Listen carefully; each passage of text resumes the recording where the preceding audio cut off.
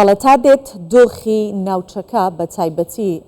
جەنگی نێوان ئیسرائیل غەزە لوبنانیشی گرتوتەوە زیاتر بەرەو پێشەوە ئەچێت جگەلەوە مەترسی هەیە کە ئەم جەنگە پەل زیاتر ڕابکێشێت بەرەو عێراقیش هەروەکو بینیمە کە شەوی ڕابردوو بردومانی یاخود هێرش کراوەتە سەر بنکەی ڤیکتۆریا کە هی هاوپەیمانانە ئەویش لەلایەن چەکدارانی لایەنگری ئێران و مقاومەی ئیسلامی. جا گفتوگوی زیاترەکەین با بزانین ئەم شەڕە تاکیۆ بەردەوامە بێت عێراق دەگرێتەوە کڵپەی جەنگەکە ئەگاتە عێراقی خودنا لەگەڵ دکتۆر عەلی عەباس شۆڕەکاری سیاسی گفتوگۆی زیاترەکەین تایبەت بە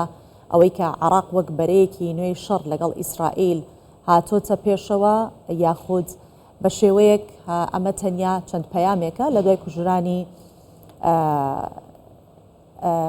ئەو ئاڵۆزیی کە هەیە یاخود ئەو جەنگی کە ئێستا لە لوبنان هاتۆتە پێشەوە لە دوای کوژرانی حەسەن نەسڕوڵڵا ئەمانە تەنیا پەیامێکن لە دوای کوژرانی ئەوە. دکتۆر عەلی ئەم کاتت باش پێش هەموو شتێک با بزانین چەند جارێکی تر هێرش کراوەتە سەر بنکەکانی هێزەکانی هاوپەیمانان لە عێراق ئەمە شتێکی نوێ نییە بەڵام ئەم جاریان بە تایبەتی شەوی ڕابردوو چ پەیوەندی بە جەنگی نێوان ئیسرائیل و لوبنان هەیە و ئایا ئەمە لێکەوتەی ئەو جەنگەیە؟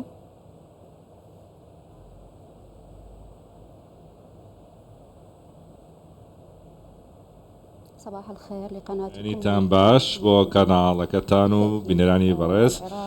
بێگومان عێراق بەشێکی سەرەکیە لەم دۆخە و ئەم ڕووداوانەی کە بەپەلە بەرەدەستێنن بە شێوەیەک ڕاستەخۆیان ناڕاستەخۆ عێراق بێوێت یان نەیەوێت ڕادەچێشترێتە ناو ئەو قەیرانانەی پێوەستن بە جەنگی نێوان ئیسرائیل و غەزە و باشوور و لوبنانەوە هەیە. هەروەها بە ئامانزگرتنی بنکەی ڤیکتۆریا دوێنێ دەلیلێکی ڕوونە کە ئەمانە پەیوەندیان بە عێراق پەیوەندی بەو دۆخەوە هەیە و ئەم ڕنگدانەوەش سروشتیە و چاوەڕوان دەکرێت کە ئەم پێشهادانە دروست ببن لەلایەن گروپە چەکدارەکانی عێراقەوە لە ناو خاکی عێراقەوە. دکتۆر عالیا ئەمە کاردانەوەی گروپەکانی چەکداری لایەنگری با بڵێن ئێران یاخود ئەو گروپانی کە لایەنگری لوبنانن با بزانین مووقفی حکوومەتی عێراقی چی ئەبێت پێتان وایە چۆن ئەتوانێت ڕێگری لەوە بکات کە ئەم جەنگە تەشەنە نەسەنێ بۆ ناو عێراق؟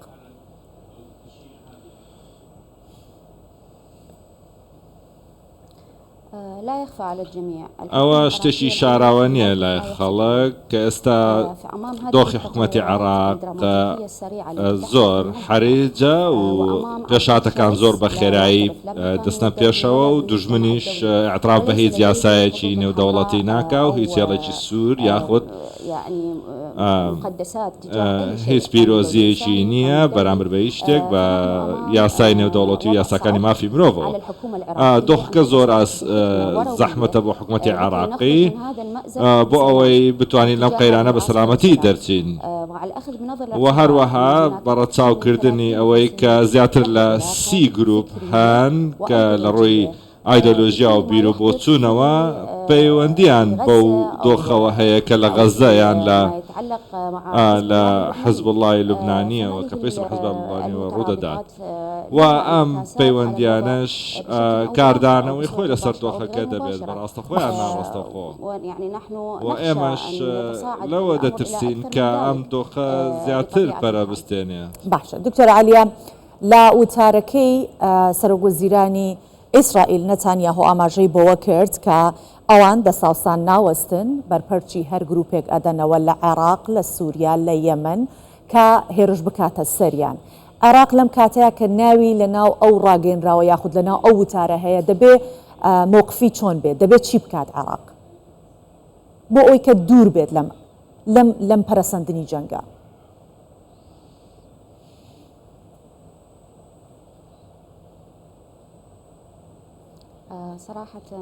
بەڕاستەکەی وەک ئەوەی کە وتت جەنابەت عێراق پێویستە زۆر بە ژیرانە هەڵسو کا بەرامبەر بۆ گۆڕانکاریانی ئەم ناوچەیە لەم جەنگە کراوەی ئەم ناوچەیە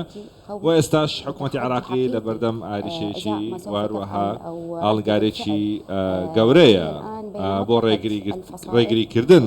لە ڕەتفعلی ئەو گروپانە و هەروەها کۆمەڵێک التیزاماتی هەیە و عێراقیش پابەندە بە کۆمەڵێک ڕێککەوتنی ئەمنی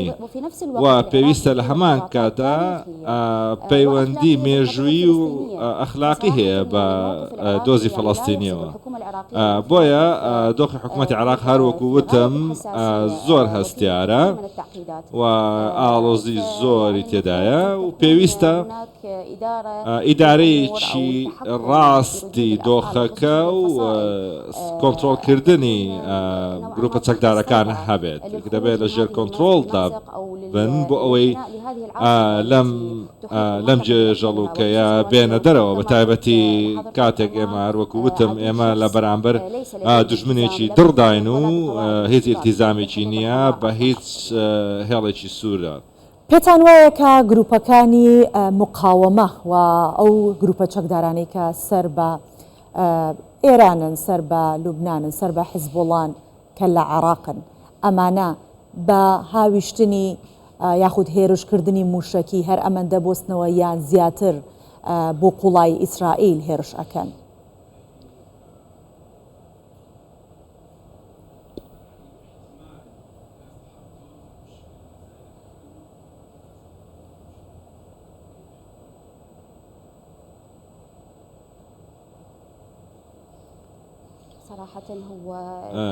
لە ڕاستیە هەموو ئاماژەکان دەڵێن کە پەرستاندنی زیاتر ڕوودەدان هیوادارم کە مەترسیدار نەبێت و عێراقیش ڕانەچێشرێتە نێو جەنجێکی کراوەی هەرێمی بۆیە هەموو ئەگەرەکان کراوان بەڕاستی هیچ شتێکی سابت نییە و هەروە بێدەنجیەکی زۆر هەیە لەلایەن وڵاتانی هەرێمی و دنیاشەوە و هیوادارم ئەم دۆخە بە شێوەیەکی باش کۆتایی پێبێت. باشە دکتۆر عالیا پێت وایە ئێستا ئیتر لە دوای کوژرانی حەسەن نەسڕوڵڵا و نەمانی هەنیە ئیشتیهای ئیسرائیل زیاتر بۆ گۆڕینی نەخشەی ڕۆژهەڵاتی ناوەڕاست کراوەتر بێت؟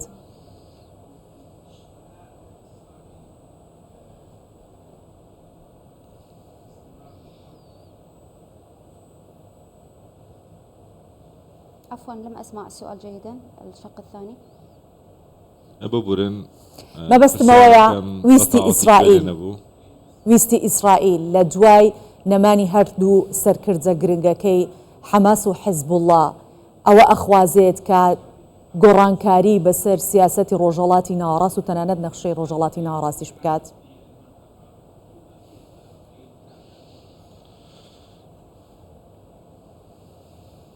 نعم بالتأكيد. بەڵێ بێگومان